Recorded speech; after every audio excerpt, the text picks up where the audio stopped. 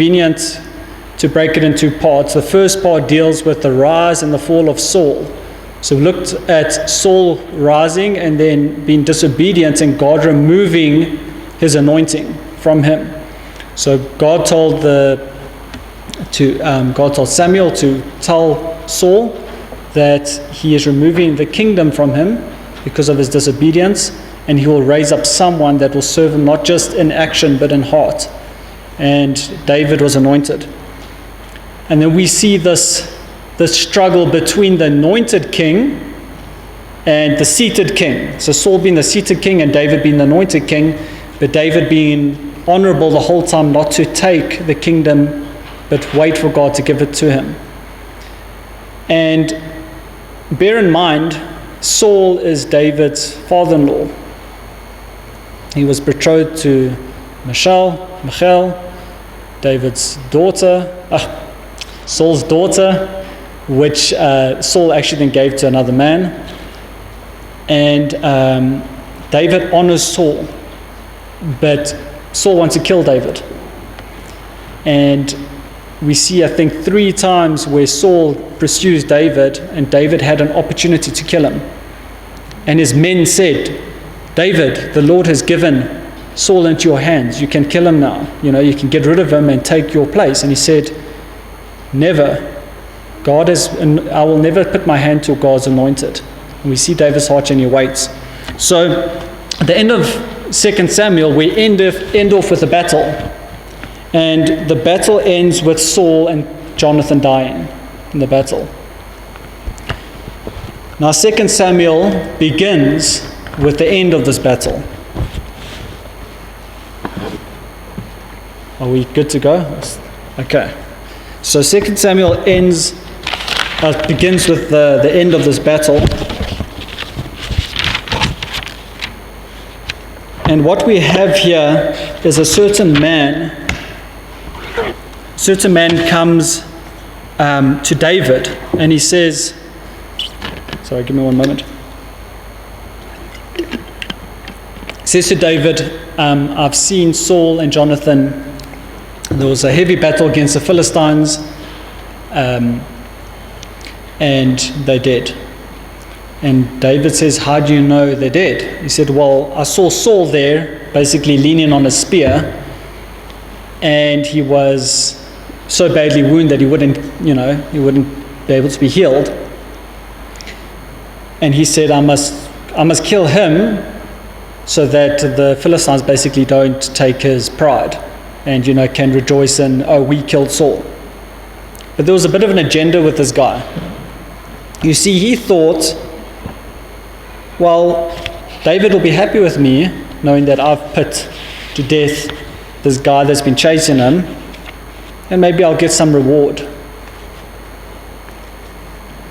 David tells him, your own mouth has basically accused you. Who do you think you are that you could stretch your hand out to God's anointed?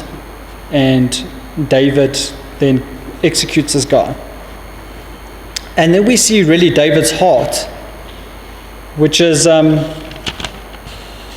quite something. If we look at 2 Samuel chapter 1, verse 17. Now, Samuel has been, looks like we've got some load shedding. So Samuel has, can everyone hear me okay? I'm going to have to use my lecturer voice.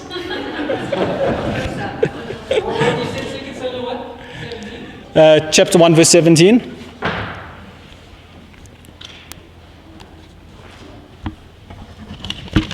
So David's been chased for a number of years by Saul. It was so bad that he even had to bring out his family to the wilderness. He was staying in like a cave with his mighty men, and he even had to bring his family there to protect them so that they wouldn't be killed by Saul. That's how worried he was or concerned he was. But look at David's heart here in 2 Samuel chapter 1 verse 17. It says, then David lamented with this lamentation over Saul and over Jonathan his son.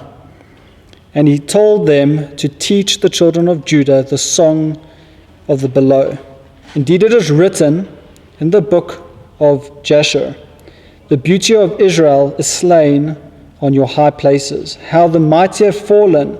Tell it not to Gath, proclaim it not in the streets of Ashkelon. Lest the daughters of the Philistine rejoice, lest the daughters of the uncircumcised triumph. O mountains of Gilboa, let there be no dew nor rain upon you, nor fields of offerings, for the shield of the mighty is cast away there. The shield of Saul, not anointed with oil, from the blood of the slain, from the fat of the mighty. The bow of Jonathan did not turn back, and the mighty of Saul did not return empty. Saul and Jonathan were beloved and pleasant in their lives. Now it's interesting to say, he's saying Saul and Jonathan, and Saul, did some pretty nasty stuff, like killing the high priest and 70 priests for helping David. They did not know David had run away from Saul because he wanted to kill him.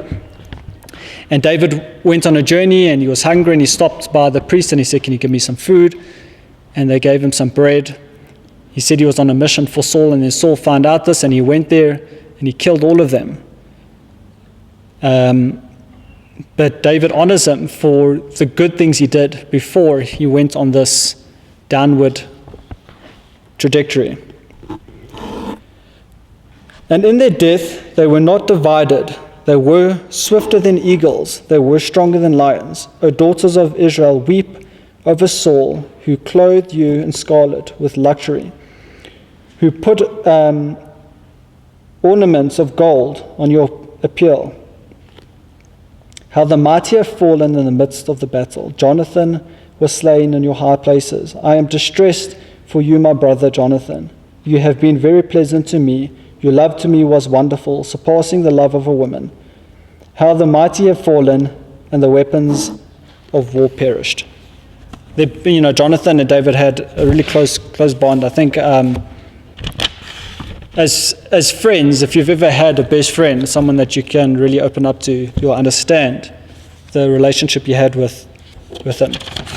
Sorry, I don't have the board I can write on, so I'm going to do the best here I can. So that's basically chapter 1, introducing us to this shift, this old monarchy, which was the first monarchy of Israel, has passed, and we move now on to the anointed king coming in that God has promised, and God has fulfilled this promise now.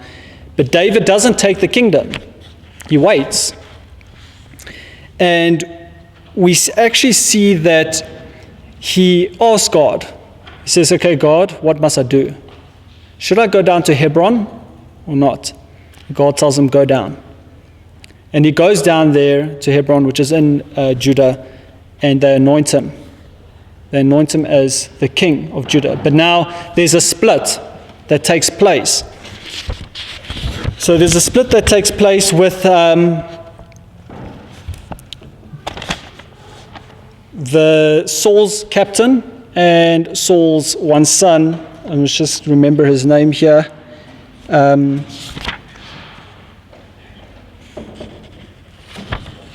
No, not yet. It is. Let me just get his name. It's got an interesting ish something. Maybe you guys can find. I think it's in chapter 2, verse 8. Ishbosheth. Okay, so Abner, the general, he actually basically has the power, but he goes, I can basically work through the son and rule basically through the son, Ishbosheth, because we see that the son doesn't really have much of a backbone, and he actually relies on the general. So the general's actually ruling, but he doesn't want to kill the king because there might be an uprising then against him. So it kind of rules behind the scenes. And we have this, him coming and saying to basically David and them, we have no part in the house of David, and we will do our own thing. And we sort of have this first split between the southern kingdom and the northern kingdom. And for 2 years, Ishbosheth rules Abner rules, but Ishbosheth is basically the king.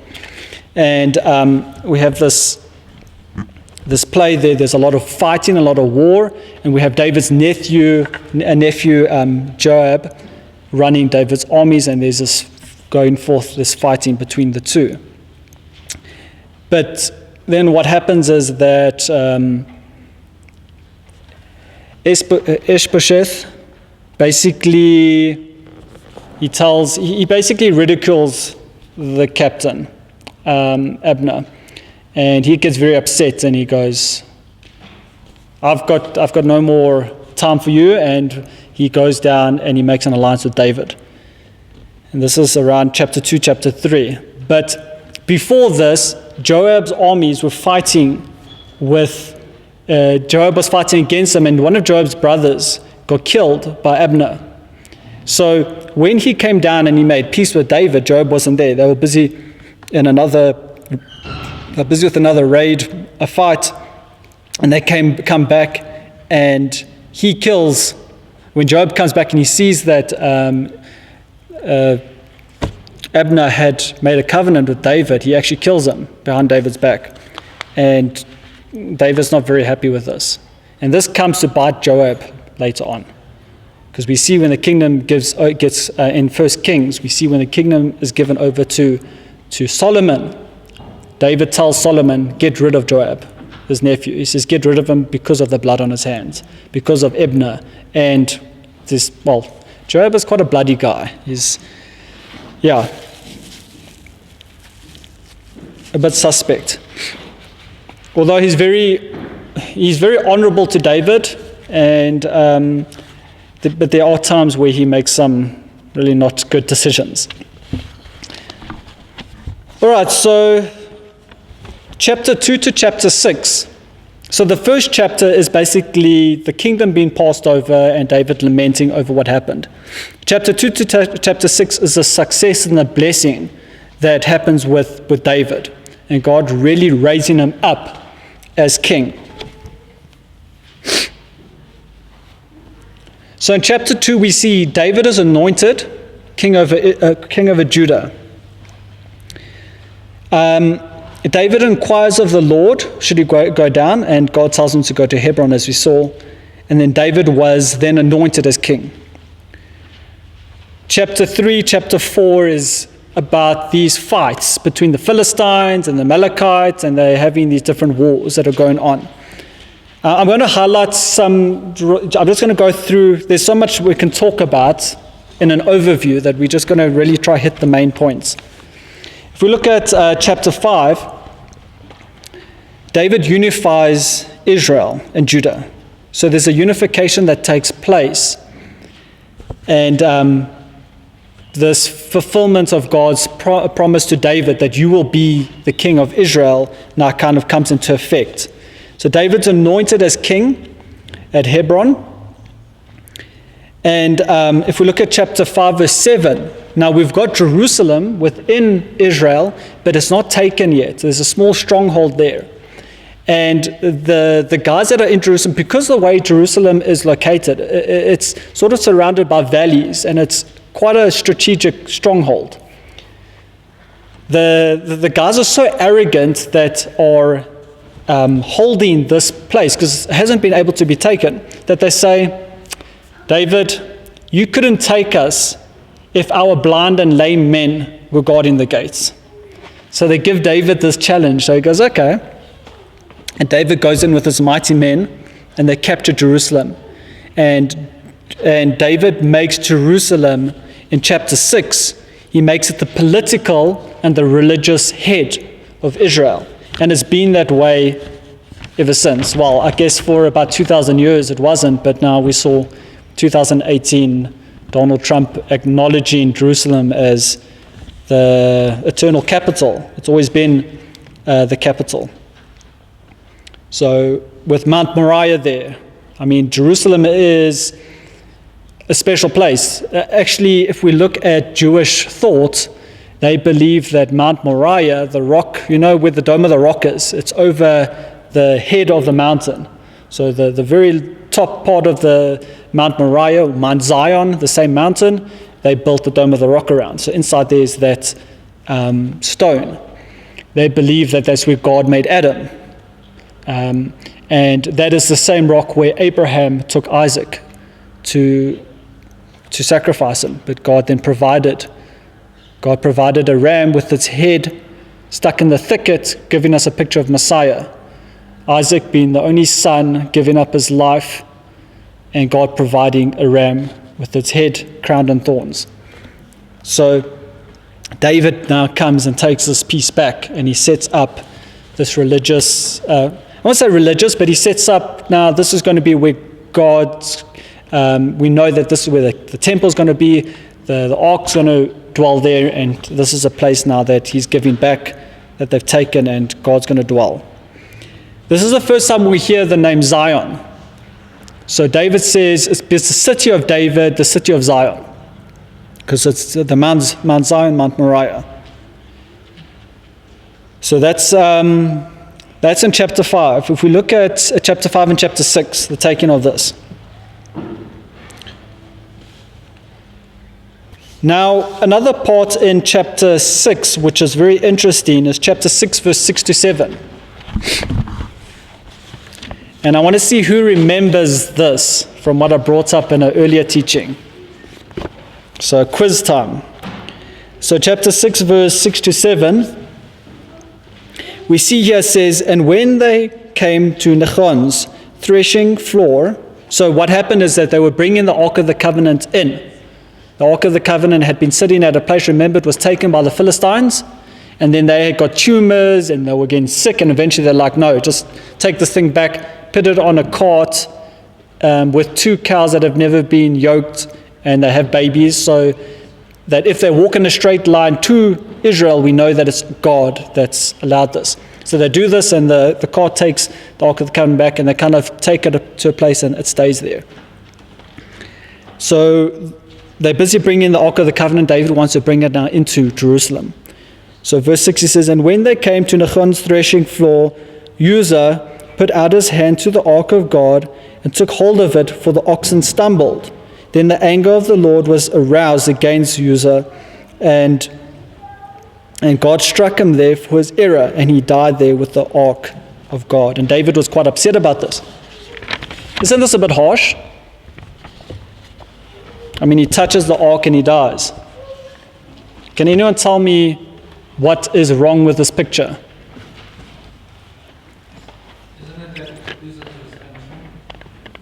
Sorry? Isn't it that Uzzah was unclean from that he had blood in his hands? The ark was supposed to be carried by the priests. Okay. So the ark was specifically instructed that which priests would carry it. Mark?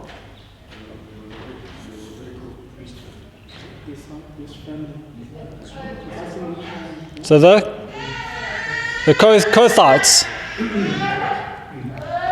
So the Kohathites were specifically told, we can see in Numbers.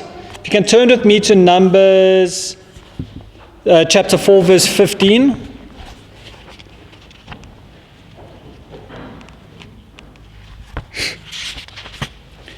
Numbers 4, verse 15. It says, and when Aaron and his sons have finished covering the sanctuary and all the furnishings of the sanctuary, when the camp is set to go, then the sons of Kohath shall come to carry them. But they shall not touch any holy thing lest they die. These are the things in the tabernacle of meeting which the sons of Kohath are to carry.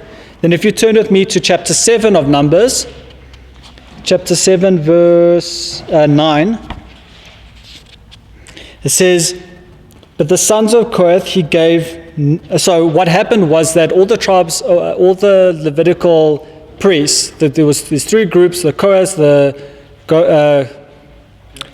Gershonites, the Morites. Those 3 groups were given oxen with carts. Sorry, the 2 groups were given oxen with carts, but the Kohaths were not. They were told they have to carry. So here he says, but the sons of Kohath he gave none, because theirs was the service of the holy things which they carried on their shoulders. Okay, so they weren't given any carts because they had to carry it. David, being a king, what was the commandment for kings to do with regards to the Torah? They had to handwrite the whole Torah out, and they had to know it. David slips up here, and they put the ark on a cart. And because of the disobedience, it cost the man his life. So David shouldn't have been upset here. He should have been upset with himself that he did not get the correct people to come bring it in. So disobedience, our disobedience can cost others. That's a lesson that David had to learn here. If we look at chapter 7, this is probably one of the most significant chapters in the entire Bible, not just in Samuel, but in the entire Bible. This deals with the first utterances of this messianic prophecy that God's going to establish a kingdom forever. So, in chapter 7, we see God's covenant with David. We can read, if you guys turn to verse 12 of chapter 7.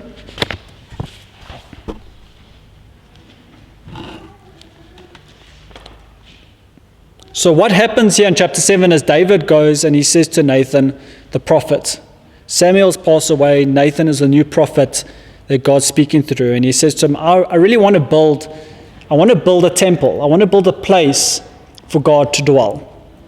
And God says to him, no, I will build you a house. You won't build me a house, I'll build your house. And what he means that he'll build David's when he's talking about the house, he was talking about his physical lineage. He'll build a kingdom out of him.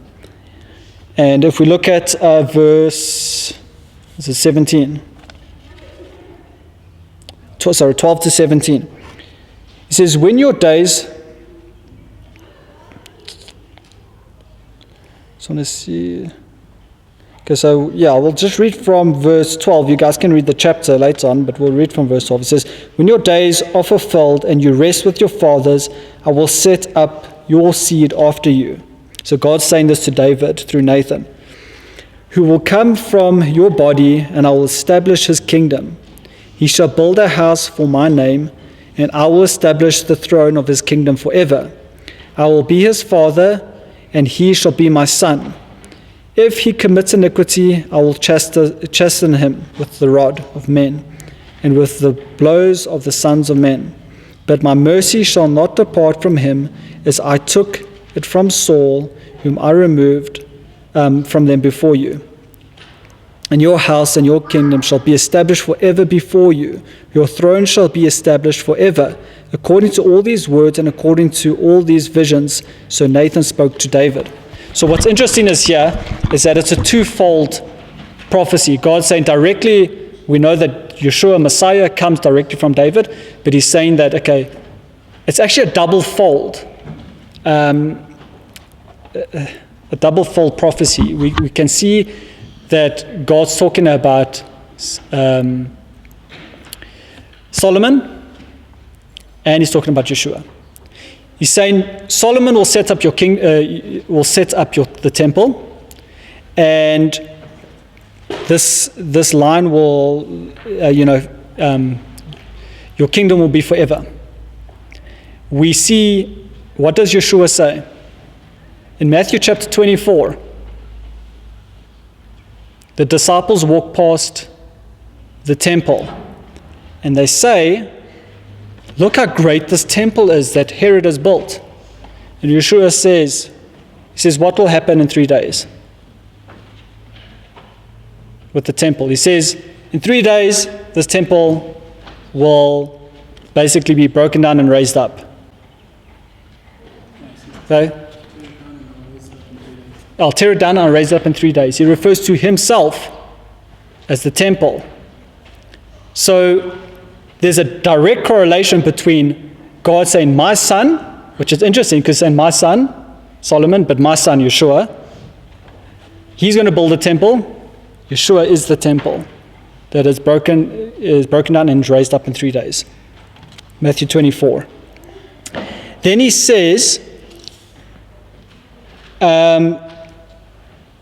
if we look in verse 14, he says, I will be his father, and he shall be my son. If he commits iniquity, I will chasten him with the rod of men and with the blows of the sons of men. What did Yeshua do on the cross? He took upon himself all the iniquity. God looked upon him and chastised him for taking upon himself the iniquity of the world. So it's like quite amazing. You see this direct God, this direct prophecy of Messiah right here. We can easily read over it and go to Solomon and then carry on. But he's talking about Yeshua. It's really quite something. So that's, for me, it's a central chapter in the whole Bible, the whole understanding of the Word of God. Here we see this for the first time, this major prophetic word about Messiah come in and how God's going to establish a kingdom forever.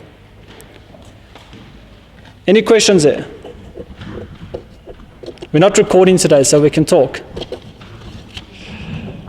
Are we recording? Oh, is the power back on? Battery, okay. Battery, okay. All right, so from here, we see a lot of the Psalms are prophetic. Many of the Psalms are prophetic, and I think after God has given David this prophecy, I think a lot of these prophetic Psalms, God starts giving through David. And I just want to read one of them, and I'm going to give you a few others that you can go look at. Psalm 2.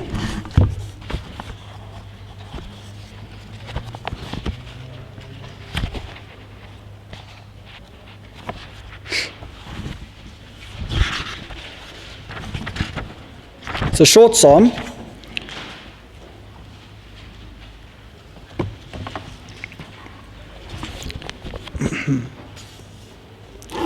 It says, why do the nations rage and the people plot a vain thing?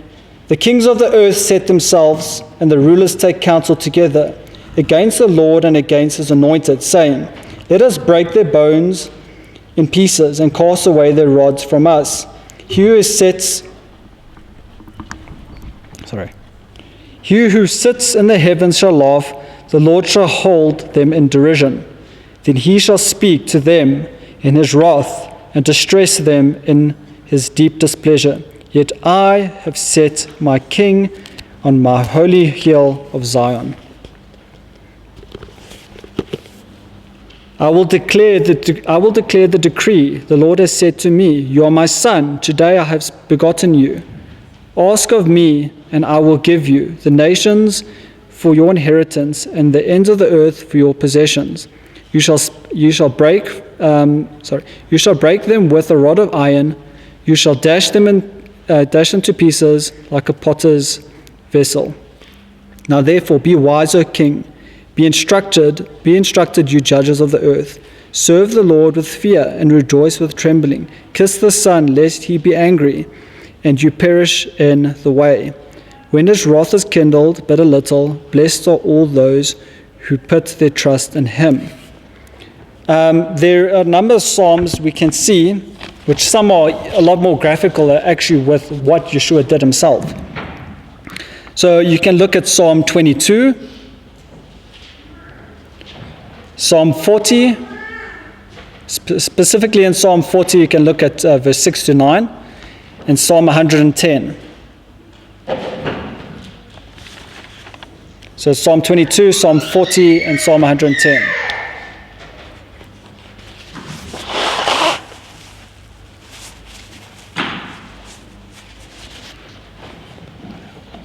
Okay. For chapter 8 of Samuel, you guys can read the psalm a psalm that David wrote during that time. So, Psalm 60 goes with chapter 8. When you guys read chapter 8 of 2 Samuel, read Psalm 60. And it'll give you also some more context of what's going on there in David's heart in that matter. All right, chapter 9, we look at David's kindness to Mephibosheth. So Mephibosheth is Saul's grandson, Jonathan's son. Now, typically what used to happen in those days is when a new king came in, it was very much like the lions act today. What happens when a new lions take a pride? They kill all the cubs, they kill and they start afresh. Back then, this is what would happen. A new king would come in and they would get rid of any heirs so that they weren't later on a crutch to them. But David shows mercy. He comes in, and now Mephibosheth was actually a cripple. So what happened is, as a child, his nurse, lady that was taking care of him, there was a distressing moment where she had to run with him, and she fell with him, and he landed up becoming he couldn't use his legs. So what David does is that he calls him. He tells, he finds out who's taking care of him, and he calls him in. And now Mephibosheth is quite worried, is he calling me in to get rid of me? And David says to him, from today you'll eat at my table.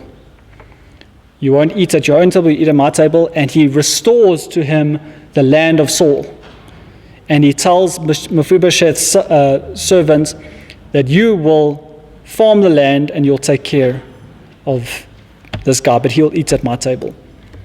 So we see David's heart here, that he wasn't there to take by force. He's literally doing what God's told him to do. God's told him that he will be king, and he's stepping in to that. In life, we always have those opportunities.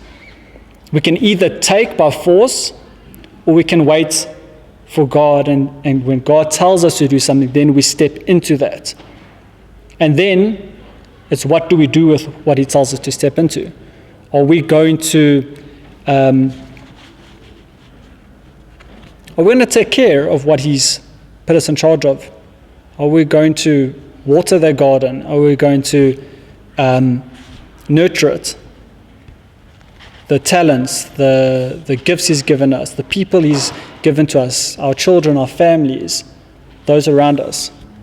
And this is what David does. He walks in here and he goes, okay, God, this is your country, and he acts out that way. But chapter 11 happens. One day, it's in the spring, and it gives us the setting. Chapter 11, verse 1. It happened in the spring of the year, at the time when kings go out to battle, that David set Joab and his servant with him and all Israel, and they destroyed the people of Ammon and besieged Rabbah. But David remained at Jerusalem. You see, David should have been out leading the army. We see a bit later on maybe why David wasn't out with his army, and we'll come to that just now at the end. But here's David in the spring. Now they would go out in the spring because Israel has their raining season like Cape Town in the winter. And what happens is that there's so much mud that to try trek through mud and snow, and it's cold, kings didn't fight in that time because your men would be dead tired. The mud would gather on their shoes like this. It's cold, and it was just better to fight in the spring. So they wouldn't fight in the rainy season, they'll go out in the springtime. So David's men are out, Joab's leading them, and David decides he's going to take a afternoon stroll in the top of his castle, and he sees a young lady, Bathsheba. You see, David sees with his eyes, and he makes a big blunder. And from here we see a stumble with David, because he doesn't just commit adultery with Bathsheba, but he plots and kills a righteous man. You see, David makes Bathsheba pregnant, and now he's going, oy vey, I made this woman pregnant, her husband's out at war, he's going to come back, his wife's pregnant, who made you pregnant? The king. What's the king going to do? I'm going to have to go in front of everyone and take a bull with me to the tabernacle and go, I committed adultery, here's my offering. And everyone's going, did you hear what the king did? You know? So David's like, is there a way around this? You see in life, what's the circle? Okay? We start off right before God. Then there comes this compromise and sin. And then there's consequence. But what do we try? Do we try to bypass the consequence? And David tried to bypass the consequence. But you need the consequence to get you back on track. David tries to bypass it and makes even a bigger blunder. Now, what's quite interesting is that, okay, so David calls Joab in, and he calls Uriah back. And he says, now Uriah was a God-serving man. And he says to him, calls him back and he says, okay, go home for a few days, spend some time with your wife and then you can go back. Uriah says, no, I will not go while my men are out fighting. So what does he do? He sleeps at the door of the palace. For 3 days, he won't go. Eventually he goes back. So David calls Joab in and he says, Joab, I've got a job for you. Now Joab, you remember, he killed Abner, the commander, made David very upset. So he's thinking, how can I get back in David's good books? David says to him, I want you to kill Joab. When you are hot in battle, get into a compromising position and then pull your men back. But make sure Uriah is in the front so he can die. So what happens is that they do this, but not just Uriah dies, quite a few men die. And Joab's like, ish, I've made a mess up here. He sends a messenger to David and says, tell David that when we were in hot in battle, all these men died, but Uriah died. Okay, so that he doesn't get upset. So then they do this, they tell David, and David says, it's okay, this is battle, there's casualties of war. It happens. Now, this is where the hiding comes. Nathan the prophet is summoned. If we look at verses 1 to 15 of chapter 12, it says, which this is quite, and just keep this in your back of your mind, what just happened, and I'll read this. It says, then the Lord sent Nathan to David, and he came to him and said to him, there were 2 men in one city, one rich and the other poor. The rich man had exceedingly many flocks and herds, but the poor man had nothing except one little ewe lamb, which he had bought and nourished, and it grew up together with him and with his children. It ate of his own food and drank from his own cup and lay in his bosom, and it was like a daughter to him.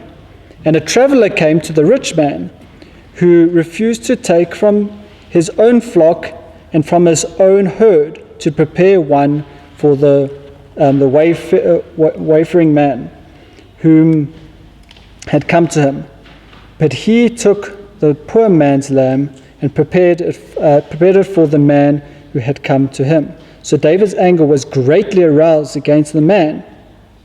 And he said to Nathan, as the Lord lives, the man who has done this shall surely die. And Nathan says, it's you, David. And David goes, Okay. You see, God had given him everything. And if David wanted more, God would give him. He says, you've taken this one man's wife, and then you killed him on top of it. And it says this thing displeased the Lord. God said this displeased him. And from here we see sort of David's trouble start here. So we get into, not only does David's trouble start here, Bathsheba is pregnant with this child, and this child, God says, you will not have the pleasure of this child, and this child dies. Now, it's not judgment on the child, because a lot of people read them and they say, how could God do that? It's the fact that because of the sin of the father, because of the sin of the house, that where there's sin, there's death. And it caused this. But then God is gracious and he gives them another child, Solomon. So Solomon is born. Here in chapter 12, verse 24, we can see that. In chapter 13, we see more troubles for David's house. The troubles just start rolling in and they don't stop for David because of this. You see, David doesn't deal with, it seems like with people he knows, he doesn't deal with confrontation very well. You see, we had Joab that killed Abner. David doesn't say anything. He doesn't confront Joab and say, because of what you've done, I'm removing your rank. You're not going to be commander of my army. He doesn't do it. He doesn't do anything. Then what happens here is we have Amnon and Tamar. Now, Amnon is David's first son, would be the heir to the throne, and Amnon is a bit perverted. He's not quite right. What I mean by that is that Amnon has a sister, Tamar, which is Absalom's sister, so it's his half sister. And it says he loved her. Okay, he didn't love her, he loved himself, and he had this desire to be with her. So much so that he couldn't eat, and he was sick, and he wanted to be with his sister. So it's quite a strange story here. And he gets some advice from a friend. He says, pretend you're sick and ask your father David to send Tamar to tend to you. And he does this, and he lands up raping his sister. And he disgraces her. He disgraces so much that she never gets married, and she lives basically a widow life for the rest of her life because of what he did. And after he had raped her, he said he actually then was disgusted in her, and he hated her, and he didn't ever see her again. And David hears about this, and he's displeased, but he doesn't deal with the issue. He doesn't rebuke his son. He doesn't chastise him for what he did. And this brought about a resentment in Absalom, which was Tamar's brother. But Absalom is more than... This brings an occasion for Absalom to plot the death of Amnon, his brother. So Absalom uses this as a way to get to the throne. And he plots and he actually kills Amnon, his brother, for what he did. Then after Absalom kills him, he flees. So he actually waits. Absalom, he doesn't just kill him in rage, he plans. He plans for, I think it was a year. And he calls all together David's sons, and they're going to have a feast. And David says, oh, my sons, you can go, it's fine. And they go have a feast at Absalom's house, and then Absalom kills him. So it was a premeditated thing that he had done. And then Absalom flees to Geshur. Now, if you look where Geshur is, it was actually his grandfather's house. So you can make a note there. Geshur, Absalom's mother came from Geshur, and he then flees there to his grandfather's house where he's protected. And he stays there for 3 years.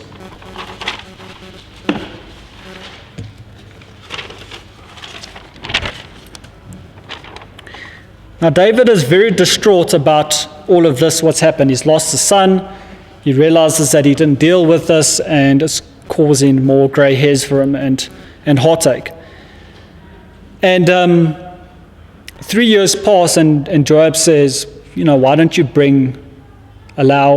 I can't remember if it's 3 years or 2 years that pass, and he says, why don't you allow Absalom to come back? So he allows Absalom to come back, but he doesn't see him. He doesn't see him for like a year. And in the time, Absalom starts building up a reputation for himself. You see, in those days, the kings would sit by the gate, the city gate, and they would give counsel to people, the farm people, whoever came in, they would know at the city gate is the king, and they would go for counsel.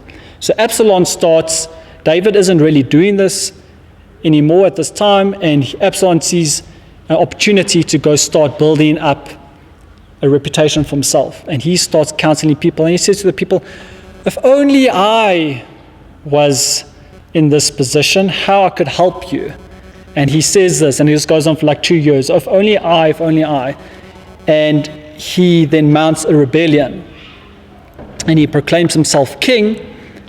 And what does David do? David, this is chapter 15 to 18, this Absalom's rebellion. And David doesn't confront Absalom, but instead he goes, gather my house up and let's flee. And he gets his men together and he goes. I mean, David could have gone and he had his mighty men that were like an army, like 300 men could kill anybody. They were like the superheroes of the day. But he doesn't. Maybe it was because he didn't want to see the bloodshed. He didn't want the bloodshed in the city. But he removes himself. So if you guys are reading chapters 15 to 18, the Psalms that go with us is Psalm 3 and Psalm 63. Psalm 3 and Psalm 63. So for between chapters 15 and 18.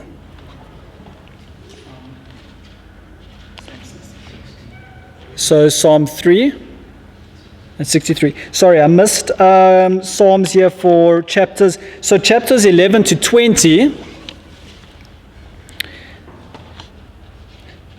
So I just want to, I missed the heading here. If we look at the first section, we've got chapters 1 to 10 is the rise of David's David's kingdom. Chapters 1 to 10. Chapters 11 to 20 is David and his sons' failures. So 11 to 20 is David and his sons' failures. For chapter 11 and 12, you guys can read Psalm 51. So Psalm 51 will go with chapters 11 and 12. Do you need me to repeat anything? Sorry about that. Okay, so if we look at verse 15, verse 14, we have David flees Jerusalem. And I put a question mark there, why did David flee Absalom? Why didn't he face him? It's like once again we have this rebellion, but the father's not dealing with these troubles that are taking place. He's not dealing with it when it should be done. And yeah, it would be, I don't have the answer. Maybe it was because he knew that his son might die and he didn't want to see that, or there might be a lot more bloodshed in the city, so he thought, let me move out, and if Absalom pursues me, then we can deal with it there. Absalom is also not, there's a lot of disjointedness in David's house. We see David himself as really, we read the Psalms and we see a heart for God, but this wasn't, although he had faults, he repented. I mean, we all have faults.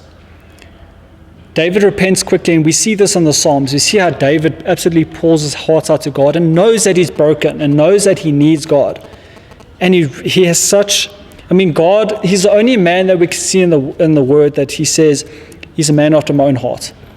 And when you read the Psalms, you understand this, how he knew his weakness and he knew the strength of God, and that with God he could overcome. But he doesn't pass this down to his children. And this is why we're called as fathers to have that instrumental role, as parents, to pass to be godly role models to our sons, our daughters, to pass that down to them so that they can live those lives. And Absalom, he's so far from God that when he comes into David's house, David left those days, they had concubines, they had many wives. This is not God's plan. In the beginning, God made Adam and Eve, one for each other. He even commanded in the Torah that a king shall not have many wives. But what would happen in these days is that they would often be given wives when they made treaties. So if you made a treaty with a neighboring country, you would be given princesses, or you'd be given, and so they were given all these women. It was part of these treaties that they made.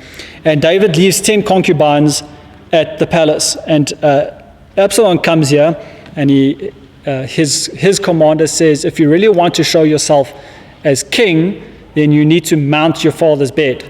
So basically, Absalom puts a tent on top of the palace and he rapes his father's concubines. Yes, this stuff happens.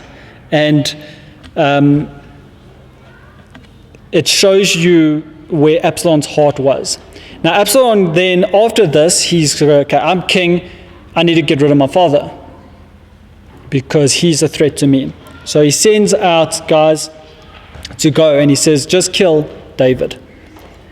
And this then causes a war. Absalom goes out to fight also. And then we see in chapter 18, now, sometimes the Bible has some really random facts. It says that, Absalom was the most pleasing man in the whole of Israel. There wasn't a man that was as good looking as him. And his hair, he had such thick and long hair that every year when he cut his hair once a year and they weighed it, it was 3 kilograms of hair. Okay, some of us wish we could have a bit more, getting very thin, but he had plenty of hair. I don't know if that was wet or dry, but in either way, 3 kilograms of hair is a lot of hair. So obviously Absalom hadn't cut his hair while he was in battle, and he runs under an oak tree and he gets caught and he's suspended. It says in the verse, he's suspended between earth and heaven. And he's stuck there, his hair stuck, he's all knotted up, he can't get out, and some men see him there and they're going to tell Joab. Now before they have this battle, because David's out with his mighty men, they pursue him, David stays behind, his mighty men come, there's a massive battle going on. David tells Joab and his commanders, he says, be kind to Absalom my son, be kind to him.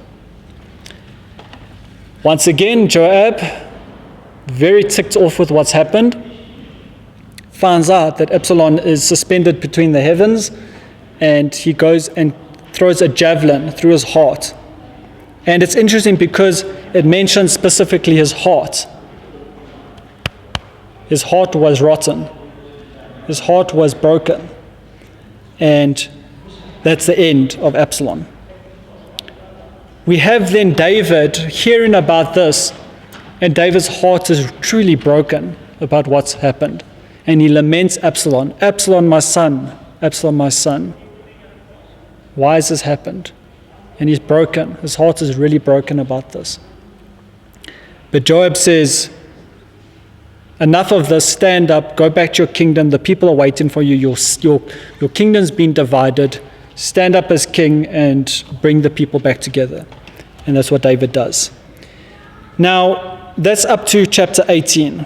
Chapter 18, chapter 19 and 20, we deal with more battles. Chapter 19, David's returning. And then chapter 20, there's a battle. So I'm not going to talk too much about that. Then we get to chapters 21 to 24. Now these chapters are not in chronological order. Chapters 21 to 24 are not in chronological order, but the way they're placed is quite interesting.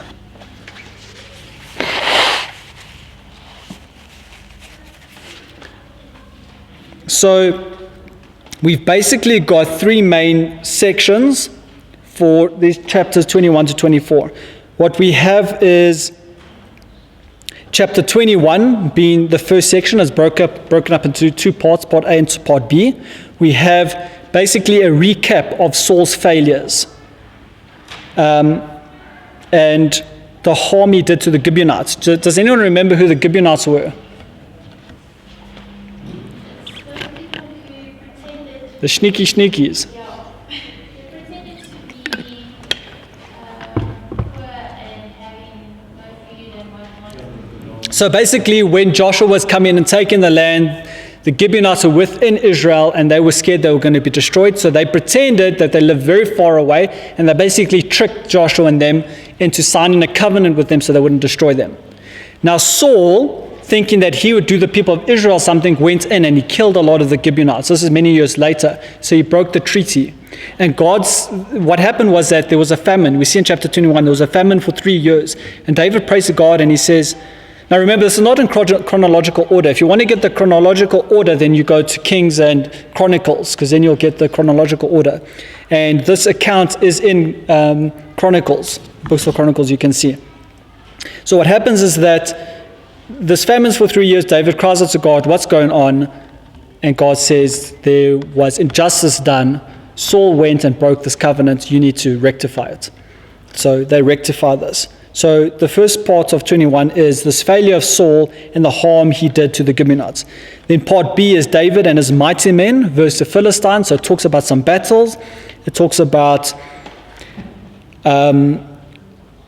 David's mighty men specifically, and the fights they had versus the Philistines.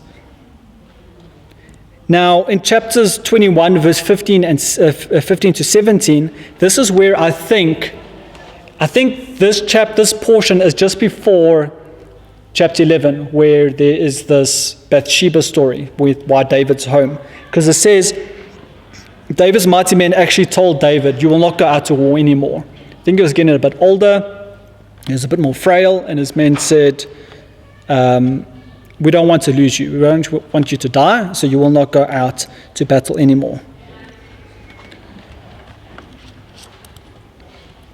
Chapter 22, you guys can read Psalms 18. So for chapter 22, Psalms 18 goes with that. And we've got this next section then, which is chapter 22 to 23, part A and part B. 22 to 23, we've got David's songs of deliverance. So it's quite a nice chapter to go through. We don't have time now, else I would have gone through it. But the song of deliverance goes through, which probably a lot of it, maybe there's probably Psalms that have these portions in. Psalm 18 probably has a lot of this in it. So we've got, if you just want to highlight it, it's got remember God's grace, God's covenant promise, hope for a future king. So it's remembrance, remember God's grace. God keeps covenants, God's covenant promises, and then hope for a future king. Then we're almost finished. We've got chapters 23, part B. It's got David and his mighty men. But it's not just David and his mighty men, but it's interesting stories. If you guys want to read some interesting stories about David's mighty men, and it talks about how this one guy, one of the stories like random. It's just like this one mighty man was running through the snow, and then he ran into a hole and he killed a lion in the hole. It's just got like these, trace the lion. Yeah, he traced the lion. It's like these guys they were bonkers. They were really crazy. He's like, I think today's going to be a day I want to kill a lion. And then he did. And he goes through these mighty men, their acts of valor. Like this one guy killed 300 men with a spear. Stuff like that. And that's why they were his mighty men. I think he had 3 main mighty men, and then there were the 30, and then there were the 300. Then we've got 23, part 23 part B is that, and then chapter 24 is David's failures by taking a census. This is correlated with 1 Chronicles 21. So chapter 24 and 1 Chronicles 21, they are same parallel chapters, but you get sometimes a bit more information in the one and the other. Okay. Now what happened is David took a census of his army, and Joab said to David, do not do this thing. Do not take a census. Why? Because the heart behind it was wrong. David wanted to count his army to see the might. Do you guys remember Nebuchadnezzar, what he said? Nebuchadnezzar looked out, the king of Babylon, and he looked out, he was walking down his colonnade, if I remember right, and he's looking out at his kingdom, and he goes, look at the might of my hand. Look what I've accomplished. And God strikes him. For 7 years, he becomes like, he loses his mind. And he's like living in the fields, and until 7 years pass, and he looked up and he acknowledged the King of heaven. And David, this is a hint of arrogance. David, out of pride, numbers his men to see how great his army is. And God goes, big mistake. It's not by your hand that you have accomplished this. It's only by me. And it sort of reminds me of also Moses in the wilderness. You see, the first time that people cried out for water, God said, hit the rock. And they hit the rock and the water came. The second time, God said, talk to the rock. And Moses went out and he said, shall me and Aaron give you water? And he hits the rock and nothing happens, and he hits it again. And because of that, Moses did not enter the promised land because of the arrogance. So what happens here is God sends, this is the first time we hear of Gad, the prophet. God sends Gad, and he says to him, God's given you 3 options. If you hear that, you better tremble in your feet, in your boots. God says, I'll give you 3 options for what you've done. The first option, for 3 months you'll be don't have them in order, but he says for 3 months you'll be you'll be given into your enemy's hands. First option. Second option, 3 years of famine. Third option, 3 days of God's wrath. Choose. So David's in great distress for this, and he says, I have sinned, and he repents, and he's sorry, but there's consequence. So David says, okay, let me rather be given into the hand of God than into the hand of my foes, because God is merciful. God comes in, and the plague is hitting. 70,000 men die. David sees the angel of the Lord standing at the threshing floor of where the temple's built, Mount Moriah. There's a certain guy, can't remember his name, when you read the chapter. It's quite an interesting chapter. The angel of the Lord is sitting over Jerusalem with a sword drawn out, and he's about to wipe out Jerusalem. And David sees this, and he runs there, and he quickly makes offerings. And he sets up a tent, and he buys the land from the owner, and he makes offerings to atone for his sin. And this is where we end in 2 Samuel, with this crazy story about disobedience and consequence. Now, there's a lot of craziness that happens in 2 Samuel, and I don't want to leave it as going, there's just this, bad thing after bad thing. There's a lot of good. The first half, we really see David stepping into what God has promised him, and he steps into that position. But arrogance creeps in, pride creeps in, and focus shifts. And this happens in all our lives. See, we get comfortable, and we get content with where we are, and we lose focus. God has given up. Often when we read in the Word, we will see a few lines of blessing, many lines of curses. Why? Because God's going, don't do it. Look what happened to these men. I care more about you messing up. I don't want to say it that way. God wants us to walk with him, but he's showing you that the consequence is severe.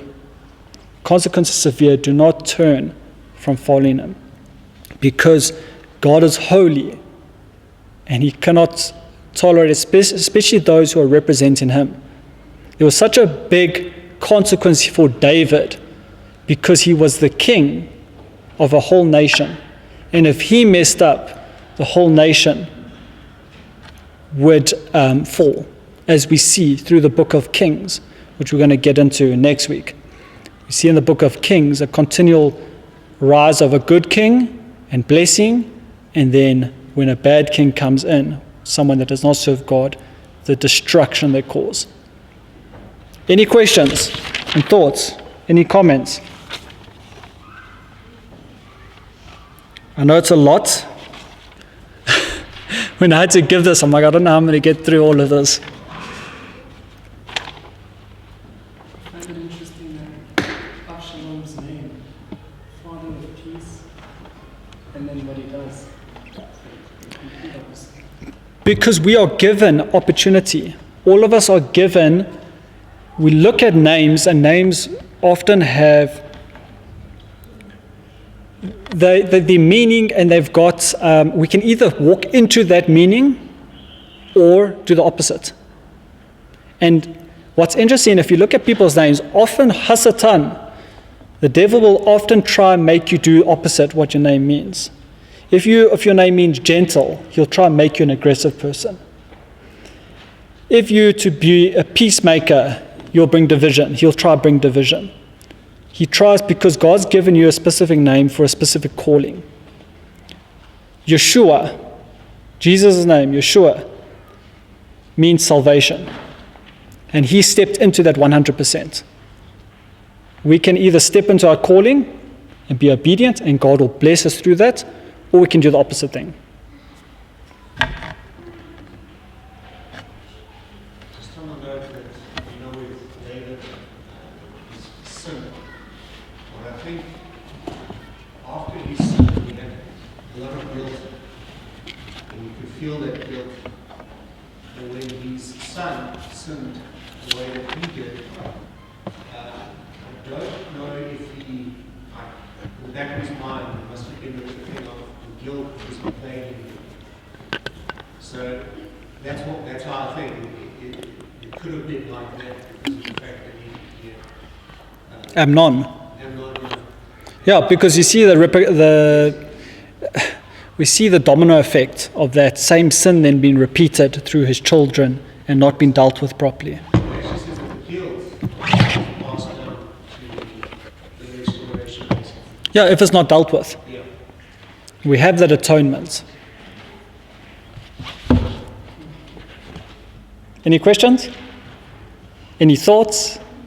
Guys are quiet now. You're like shell-shocked about what we just read.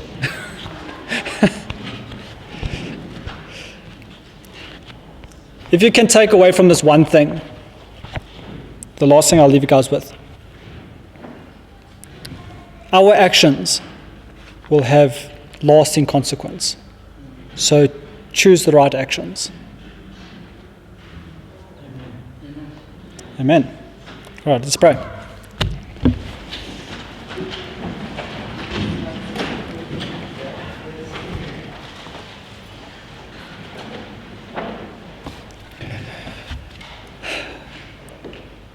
Abba Father, I'm so grateful, Lord, that we have you in our lives, Father. That we can learn from the past mistakes of people and not make them ourselves. Not make those same mistakes. Lord, I pray that as we have gone through this, Lord, that these lessons will sink into our hearts, Father. And that we will choose what is right and teach our children and our friends and the people that you've placed in our lives the right way, Father.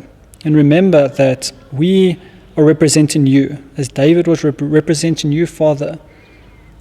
That when we mess up, it's a reflection on you. Lord, help us to walk in your way, because it's not in our strength. Lord, your word says, where we are weak, you are strong. So Lord, I ask that you help us, Father, to, in our weakness, be strong, Father.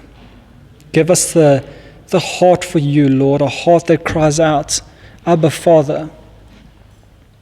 A heart that is surrendered to you, a life that is surrendered. Lord, I ask that you go before each one here this week, Lord, that you give them joy, that you give them peace, your shalom, and that you help them overcome the things that they are facing in their own lives, to draw closer to you and to be an example of who you are. Lord, as we build up to Yom Kippur, may you just work in our hearts, Father, because the price that you paid that we may have life and redemption is not a small price. But you gave your everything. You gave your life that we may have life. So Lord, may you be with each one here. May you help us draw closer to you. And may you protect all of us and bring us back safe. In Yeshua I pray. Amen. Amen, amen.